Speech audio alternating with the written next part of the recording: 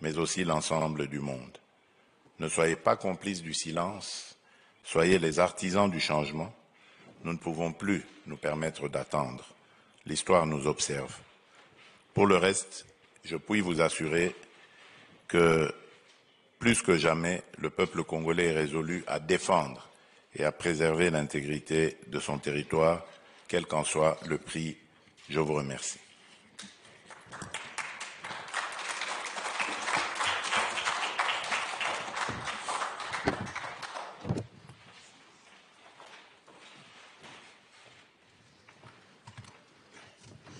Thank you, Mr. President. So I guess you've outlined a number of important points there, but what, in your view, is needed to stop the fighting? Qu'est-ce qui est nécessaire pour mettre fin la guerre?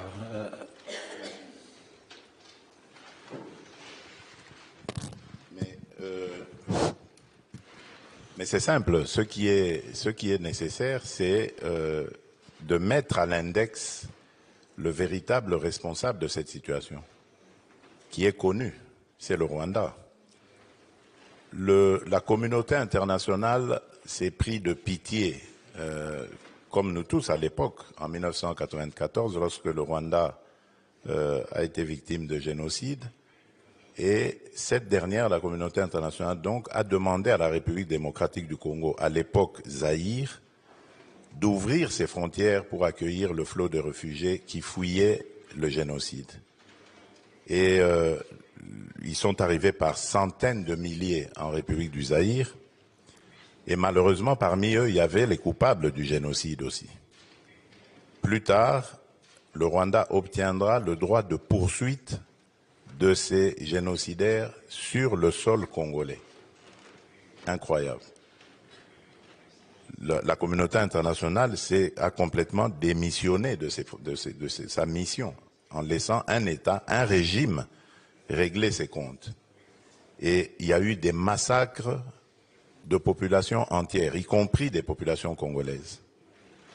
Et on s'est tué au nom de la culpabilité que la communauté internationale ressentait sur le génocide rwandais. Mais le Congo n'était pas coupable ni complice de ce génocide. Car depuis lors, malheureusement, les malheurs qui étaient au Rwanda se sont invités en République démocratique du Congo. Et depuis 30 ans, l'enfer s'est installé à l'est de la République démocratique du Congo. Et donc, on a laissé faire le Rwanda qui, en venant comme ça, a découvert qu'il y avait la possibilité de déstabiliser d'abord le régime. Donc ils ont déstabilisé le régime du maréchal Mobutu en installant Laurent Désiré Kabila, pensant qu'avec lui, ils pouvaient donc exploiter tranquillement les ressources de la République démocratique du Congo. Mais lorsque Laurent Désiré Kabila s'y est opposé, on l'a abattu pour laisser la place à un autre régime qui, lui, s'est montré beaucoup plus malléable, beaucoup plus compréhensif, celui de Joseph Kabila donc, et a laissé faire, on va dire, beaucoup de choses. Et le Rwanda donc a pris de l'assurance, le Rwanda a développé son économie, renforcé son économie avec le produit des pillages de nos ressources naturelles. Et avec l'œil, le regard complice de la communauté internationale, puisque ces produits, ils les revendaient à des grandes multinationales et à des États qui ont acheté tout ça et conforté la position du Rwanda. Et aujourd'hui, nous avons le résultat qui est là. Il faut que cette communauté internationale accepte de reconnaître ses responsabilités et règle cette question en même temps que nous. You spoke of the risk of a wider regional war. Vous avez évoqué un scénario où la guerre va élargir, il y aura une guerre, si j'ai bien compris, régionale. Comment vous expliquez ça?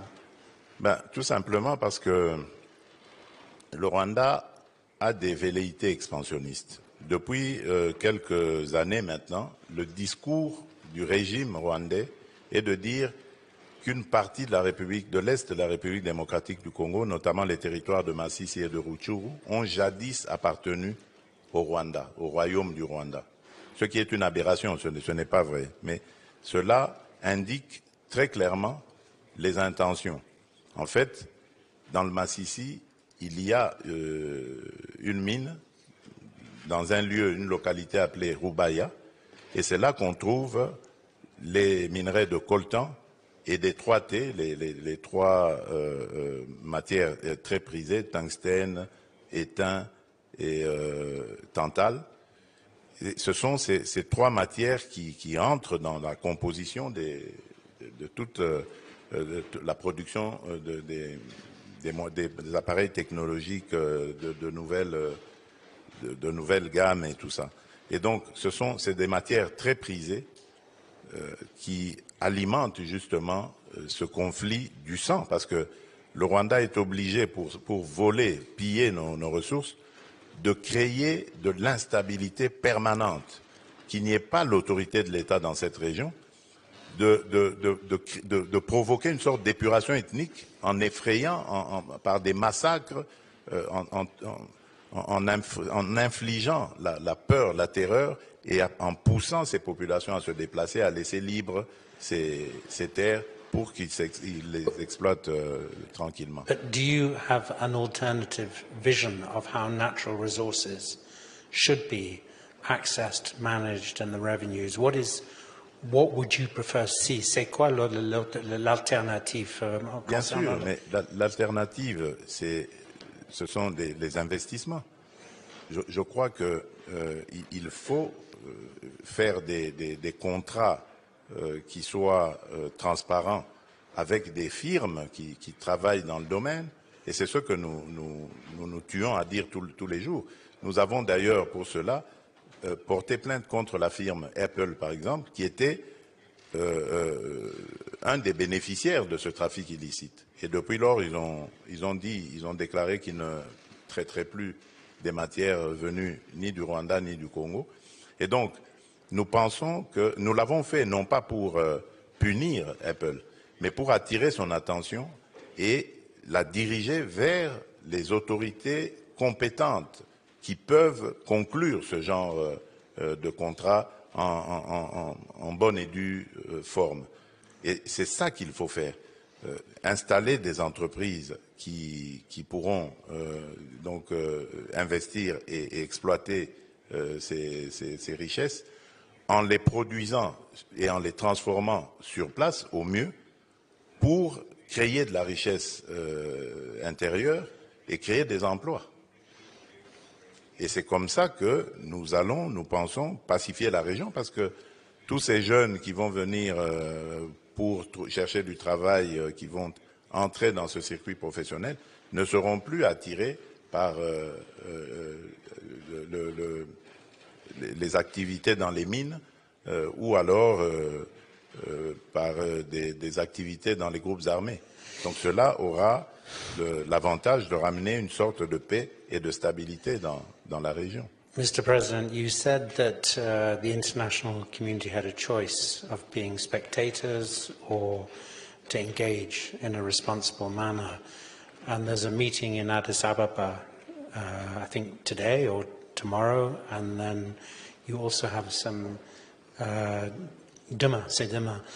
And then here in Munich, we have some very distinguished leaders from the United States and from the European Union. What is your message to the African Union, and what is your message to other international partners in terms of taking action? Oui. Mais le premier message, puisque vous parlez de l'Union européenne, c'est déjà de lui dire de mettre fin à cet accord scandaleux et inacceptable de rachat des matières précieuses, de matières minières critiques, de l'achat au Rwanda de ces matières matières précieuses. Parce que tout simplement, le Rwanda n'a dans son sous-sol aucune de ces matières. Donc ça, c'est le message, le premier que je donnerai. Ensuite, c'est celui de dire, aujourd'hui, il y a un drame humanitaire qui se passe sous nos yeux.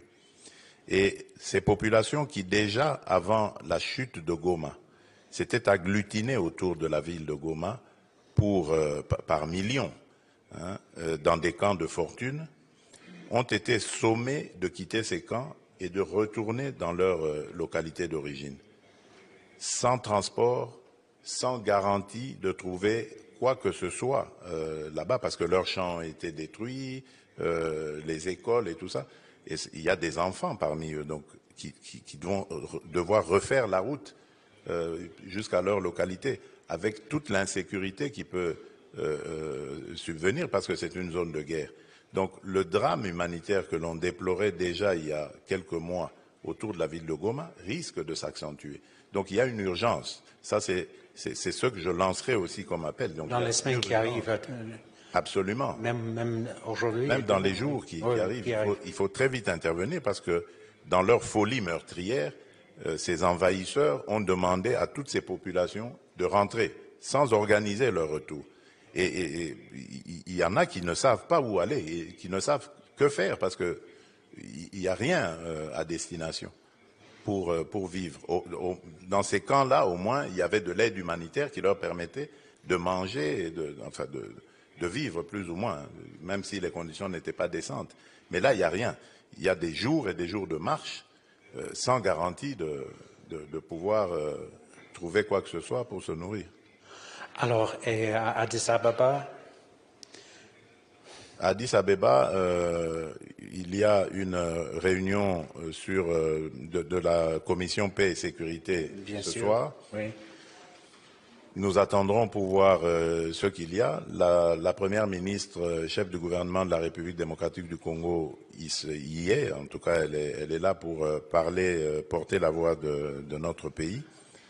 Moi, je suis venu ici pour rencontrer justement les décideurs européens et américains afin que les pressions s'accentuent et pourquoi pas les sanctions même tombent sur le Rwanda. Parce que quand on regarde notre situation à côté de celle de l'Ukraine et de la Russie, on croirait être dans deux mondes différents, oui, alors que c'est pratiquement la même chose. Vous avez l'impression que le monde ignore ce qui se passe. Chez nous, c'est pire parce que c'est un conflit qui date depuis 30 ans maintenant, alors que la Russie et l'Ukraine, la guerre est intervenue, on va dire, grosso modo, en 2022, même si déjà depuis 2014, il y avait certaines velléités. Mais quand on voit la rage qu'on a mis à régler les comptes de la Russie par rapport à l'ignorance qu'il y a ou à l'oubli par rapport à notre conflit, il y a lieu de se poser la question de savoir si ce ne sont pas des mesures de deux poids et deux mesures. C'est pour ça que je parlais dans mon panel précédent d'un multilatéralisme qui est en panne, qui a de sérieux problèmes de fonctionnement. Alors, si vous me permettez, Monsieur le Président, je vais inviter des questions, s'il y en a. Y a-t-il des questions à poser au Président? Non? Si. Alors, là, au 4e rang. Bonjour encore, Monsieur le Président. Moi, je m'appelle Mimefo, journaliste à Deutsche Welle. La question que je voulais poser, c'est sur le M23. Vous avez carrément dit qu'il n'y a pas de discours entre vous et la M23. Est-ce que ça, c'est une bonne stratégie pour la réconciliation et pour trouver des solutions sur la situation en RDC? Ça, c'est ma première question. Et la deuxième question, c'est, vous avez parlé de la nécessité des investissements en RDC, mais il y en a eu. Il y a eu la Chine et d'autres pays aussi ont investi en RDC. Il n'y a pas eu beaucoup de changements au pays en termes de l'éducation, en termes de la route, en termes de l'amélioration de la condition de vie des citoyens. Ce que je voulais demander, c'est qu'est-ce que vous voulez de plus et qu'est-ce qui peut changer la situation dans le pays en ce moment? Merci. Déjà, par rapport à la première question, vous devez savoir que ce n'est pas une question d'ego, une question d'orgueil ou d'arrogance lorsque nous refusons de parler directement avec le M23. D'abord, la première raison, c'est parce que le M23 a massacré des populations et a bombardé des camps de déplacés où il y avait des femmes et des enfants. Ils ont été massacrés. Donc pour nous, c'est un mouvement terroriste. Et on ne négocie pas, on ne discute pas avec les terroristes. La deuxième raison, c'est parce qu'il y a le processus de Nairobi. Le processus de Nairobi règle la question des groupes armés. Et donc, le M23 étant un groupe armé, il est logé à la même enseigne que tous les autres groupes armés évoluant en République démocratique du Congo, et il doit avoir le même traitement, donc il doit rentrer dans ce cadre. La troisième raison, c'est parce que le M23 est un mouvement, j'allais dire, qui est vide de contenu. C'est en fait un supplétif du Rwanda. Le M23 est une sorte de paravent que le Rwanda met, mais en réalité, derrière, c'est l'armée rwandaise et donc le Rwanda qui se bat. La preuve de ce que je dis, c'est que dans le processus de Luanda en Angola, nous avons discuté avec le Rwanda. Si le Rwanda n'avait rien à voir dans ce conflit, pourquoi est-ce qu'il répondait aux invitations du facilitateur pour discuter avec la République démocratique du Congo? Donc vous comprenez que c'est le Rwanda qui se cache derrière et qui envoie un mouvement dit de Congolais qui vont venir à la table des négociations pour parler des intérêts du Rwanda. Alors, autant, nous disons, autant discuter avec le parrain lui-même pour qu'il nous dise c'est quoi ses intérêts, au lieu de perdre notre temps et notre dignité à discuter avec un paravent. Donc voilà la raison pour laquelle nous le disons. Et quand vous dites que ça ne va pas faire avancer, mais si ça va faire avancer la paix, parce que comme je vous l'ai dit, le processus de Nairobi est là, et le processus de Nairobi était justement inspiré pour régler la problématique des groupes armés. Alors, par rapport aux investisseurs, vous avez parlé des Chinois et autres. Vous avez raison. Ça n'a pas ces investissements ou ces exploitations des mines, des minerais congolais avec des contrats chinois ou autres n'ont pas donné grand-chose. Mais vous avez raison. Lorsque je deviens président, justement, en 2019, bon, on a eu malheureusement l'année de Covid qui a paralysé le commerce international pendant à peu près 2 ans, 2020-2021. Mais en 2021, je prends langue avec les Chinois pour leur dire que je n'étais pas d'accord avec la manière dont notre partenariat était entrepris. Et donc, pour moi, il était question de revoir les termes de tous ces contrats qui avaient été signés avant mon avènement et d'aller sur des modèles qui seraient gagnant-gagnant, avec la possibilité donc pour nous Congolais, comme je l'ai dit tout à l'heure dans ma précédente intervention là, d'aller sur des modèles gagnant-gagnant qui ferait que nous allons développer ces produits. Donc en plus de les avoir produits, nous les transformons dans notre propre pays. Et comme ça, nous ajoutons une valeur à ces produits qui créent donc de la richesse, qui créent de l'emploi. Le seul défi que nous avons aujourd'hui, c'est le défi énergétique, parce que ces minerais, vous pouvez vous l'imaginer, demandent beaucoup d'apports en énergie pour pouvoir être extraits du sous-sol et également transformés. Donc nous sommes dans un processus qui va nous amener à ces étapes-là qui nous permettra de créer une chaîne de valeur à l'intérieur même de notre pays. Et cela, vous verrez, aura un impact positif sur l'économie et le social. Donc c'est un processus qui est entamé. Malheureusement, il va être interrompu de nouveau à cause de ces guerres stupides et injustes qu'on nous impose, parce que nous serons obligés maintenant de mobiliser les ressources que nous avions peut-être préparées ou prévues pour la construction d'infrastructures d'énergie, des infrastructures routières et autres, pour renforcer les capacités de notre armée de défense et ainsi pouvoir faire face à cette agression. Malheureusement, nous perdrons encore du temps, mais ça, évidemment, c'est sûrement l'objectif de l'ennemi, c'est-à-dire nous distraire, nous ralentir, nous déstabiliser pendant que lui, il pille les ressources de notre sous-sol et les vend au plus offrant sous d'autres cieux.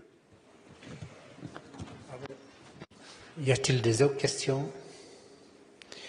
One question, Monsieur le Président, I wanted to ask you is what is your expectation of the Luanda process now? Qu'est-ce que vous souhaitez? Qu'est-ce que vous... c'est quoi l'avenir de... Oui. Maintenant, le processus de Luanda, je crois qu'il connaît quelques turbulences parce que je crois que vous avez suivi l'intervention du président João Lourenço qui va devenir le président en exercice de l'Union africaine et donc qui va avoir un agenda beaucoup plus étoffé, plus dense et qui ne lui permettra pas de continuer à gérer. Mais la question avait été anticipée récemment lors du sommet conjoint entre la East African Community et la SADC. Je dis qu'elle a été anticipée dans le sens où on pensait déjà à ces charges qui vont s'alourdir pour le président João Lourenço et donc voir comment est-ce qu'on peut lui adjoindre d'autres chefs d'État, un ou deux de plus, qui lui permettront donc de manœuvrer plus à l'aise. Et là, comme il se retire carrément, donc ce ne sera plus lui adjoindre des chefs d'État, mais ce sera désigner des chefs d'État qui vont reprendre le relais. Donc le processus n'est pas mort, il est simplement au ralenti. En attendant, j'espère la désignation du président João Lourenço et d'un nouveau facilitateur. Alors, je peux continuer à poser des questions, mais y a-t-il, are there any questions from the floor? Please.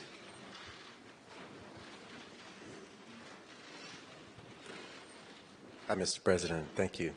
I'm interested in the case that you had with Apple, and I'm wondering if there is future possibilities for public-private sector solutions to the critical minerals problem, and wondering if perhaps the Kimberley process example with Conflict Diamonds would be a possibility.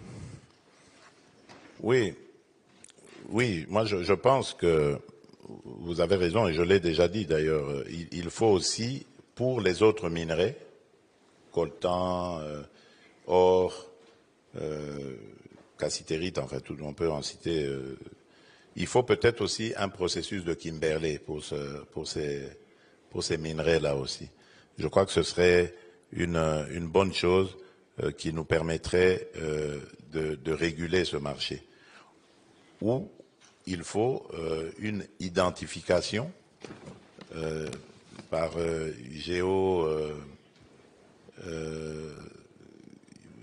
génotype, en fait, on va dire, du minerai, parce qu'il y a aujourd'hui des techniques qui peuvent identifier l'origine du minerai et sa localisation même de l'endroit où il a été extrait, et ainsi pouvoir organiser ou suivre sa traçabilité.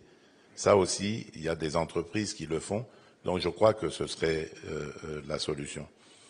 Alors, maintenant, par rapport à Apple, j'allais dire que ce que j'ai dit tout à l'heure, le but n'était pas de viser Apple, c'était le symbole de ça, parce que Apple, c'est les téléphones portables, et dans les téléphones portables, on retrouve le coltan du Congo, le coltan du sang. Et le but était de les interpeller pour dire arrêtez ce massacre, parce que avec l'argent que vous mettez dans ce secteur pour acheter des minerais volés à la République démocratique du Congo, vous encouragez les massacres de Congolais, de pauvres Congolais. Donc il fallait lancer cet appel et leur dire, si vous voulez continuer ce commerce, venez par la grande porte. Les autorités de la République démocratique du Congo existent, sont établies légalement, légitimement, et ne demandent que ce genre justement de partenariat. Venez, travaillons ensemble dans un partenariat gagnant-gagnant qui vous permettrait, vous, d'évoluer, de vous épanouir dans vos activités, et à la République aussi d'en faire autant. Donc, c'est comme ça que nous voyons la chose, mais malheureusement, ça ne se passe pas de cette manière-là. Thank you. Other questions from the floor? Monsieur le Président, one question I wanted to ask you was about opposition. You mentioned that you've been president for 6 years and there are elections in the DRC. What about opposition within the DRC? Is that a factor in terms of bringing this conflict to an end or complicating it further? D'abord, la situation de l'opposition, j'allais dire, elle est. Nous trouvons aujourd'hui en République démocratique du Congo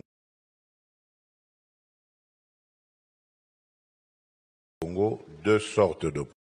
À ses activités normalement, qui a participé aux dernières élections à chance égale avec le président sortant et qui a perdu ces élections de manière claire. Et cela a été reconnu par tous les observateurs sérieux.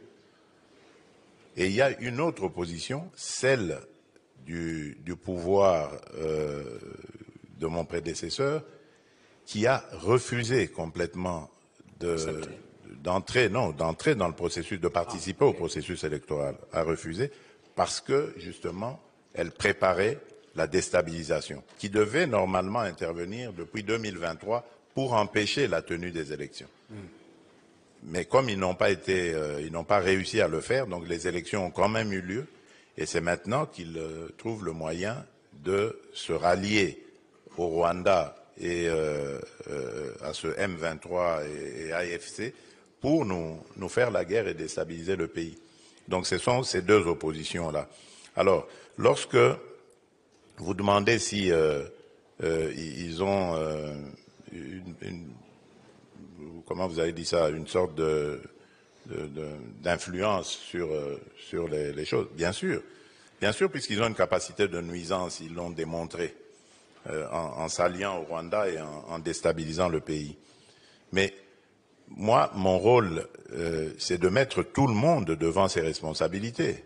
L'histoire nous jugera. Parce que ceux qui sont victimes aujourd'hui de ces dérapages, j'allais dire, de l'opposition, ce sont des Congolais. Et ces Congolais-là jugeront ces gens. Un jour, ils sauront qui a fait quoi. Je le dis ici, la démocratie dans notre pays ne s'est jamais aussi bien comportée que sous ma présidence. Dans ce pays-là, quand nous étions dans l'opposition, les opposants étaient assassinés. On entrait, le pouvoir envoyait des hordes de policiers, de militaires dans les églises pour abattre des opposants. Les manifestations étaient interdites. À chaque fois qu'il y avait des manifestations, on devait dénombrer des morts. Aujourd'hui, ça n'existe plus. Toutes les manifestations se passent sans encombre. les droits et les libertés sont respectés. Bien entendu, les dérapages sont sanctionnés parce qu'il ne faut pas confondre opposition et anarchie. Donc, ceux qui font de l'anarchie, ils sont convoqués au tribunal et vont se justifier. Donc, je n'ai absolument pas l'impression que l'opposition qui a pris les armes, qui a fomenté avec le Rwanda ce coup contre la République, est dans son bon droit. D'ailleurs, la preuve, c'est que les vrais commanditaires se cachent. Et le vrai commanditaire de cette opposition, c'est mon prédécesseur, c'est Joseph Kabila. Mais il ne l'avoue pas, il n'assume pas ses actions. Voilà. Well, we're coming to an end. Is there one more question? Because otherwise I would, Mr. President, you know, to end where we started, the human tragedy in your country, the number of people being killed, the number of women in particular who have been victims of sexual violence, the number of displaced, and yet we're living in a moment where availability of humanitarian support is going down, and where there are huge demands on rich countries, you know, for other crises. Have you, in your conversations here in Munich, been talking to Americans, Europeans? I see many leading figures from the Middle East about the need to attract more support in this area and more action. Bon, oui, j'ai parlé à des Américains, des Européens et bientôt même des gens du Moyen-Orient, mais plus diplomatie et politique que humanitaire, parce que je ne pense pas qu'ils avaient des réponses à mes besoins humanitaires. Mais le message est quand même passé parce que j'ai... Vous n'avez pas de réponse parce qu'ils n'ont pas les moyens ou ils ne sont pas au courant ou... Non, je suppose qu'ils n'ont... Parce qu'ils ne sont pas dans le domaine. Ceux que j'ai vus ne sont pas dans le domaine humanitaire. Ah bon, okay. Voilà. Oui. Mais j'ai fait quand même passer le message pour qu'à leur tour, ils le répercutent auprès de ceux qui ont les moyens de mobiliser, des moyens à mobiliser pour régler le drame humanitaire que vivent nos populations en ce moment. Donc je n'ai pas parlé de ça directement à eux parce qu'ils n'en avaient pas la capacité, quoi. Ok. Bon, alors, il reste à moi de vous remercier, Monsieur le Président. Merci beaucoup d'être parmi nous. Et oui. Je ne sais pas si vous avez un message en finissant ce... Oui, message, oui, un mot de la fin peut-être pour dire, redire que la République démocratique du Congo est en train de vivre un véritable drame. Et ce que vous voyez aujourd'hui, c'est quelque chose qui était vécu depuis 30 ans. Aujourd'hui, ça apparaît comme un conflit nouveau, mais en réalité, c'est un conflit qui est latent. Depuis 30 ans maintenant, ces populations sont toujours en détresse, elles sont déplacées, les femmes sont violées, leurs productions sont volées aussi dans leurs champs. Donc tout est fait pour déstabiliser cette région et la dépouiller de tout ce qu'elle a comme richesse. Cela se fait au profit des grandes firmes qui ensuite transforment ces produits en ce que vous voyez ici, que vous achetez ici, c'est-à-dire les téléphones portables, c'est-à-dire votre thé, votre café ou votre cacao, et que sais-je. Donc, il y a plein de produits qui arrivent ici en Occident, qui sont des produits du sang des Congolais, qui meurent de manière innocente pour la simple faute de vivre sur une terre qui regorge de richesses en son sein. Donc c'est vraiment une injustice qui est flagrante et qui demande à ce que ceux qui se taisent se mettent debout pour réagir. Parce que se taire risque d'être considéré comme être complice de la barbarie qui sévit actuellement en République démocratique du Congo.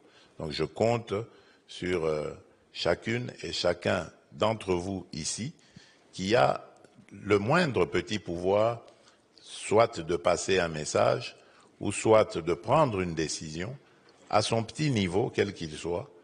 Ce serait une contribution symbolique, une contribution qui apporterait peut-être des solutions au drame que vivent nos populations à l'est de la République démocratique du Congo.